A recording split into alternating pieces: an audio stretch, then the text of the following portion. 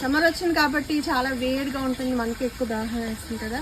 So బయట ఉన్న జంతువులకి పక్షులకి ఇంకా ఎక్కువ ఎగ్జాస్ట్ అయిపోతూ ఉంటాయి. మనం చక్కగా ఫ్రిడ్జ్లోనో కొండలోనో నీళ్ళు తాగుతాం, వాటికి ఎక్కడ దొరకవు కాబట్టి వాటికి అందుబాటులో మన ఇంటి ఆవరణ బయట లేకపోతే ఇంకెక్కడన్నా సరే ఏదైనా ప్రొవైడ్ చేయండి. బయట కూడా పెట్టాను కదా, ఇంటి దగ్గర కూడా ఉంటాయి ఆవులు కుక్కలు. అవి అలా వెళ్ళినప్పుడు తాగినప్పుడు ఎంత హ్యాపీగా అనిపిస్తుంది. నిజంగా కొనక్కర్లేదు, ఏదైనా పాత బకెట్ లాంటివి పెట్టినా కూడా అవి చాలా యూస్ఫుల్.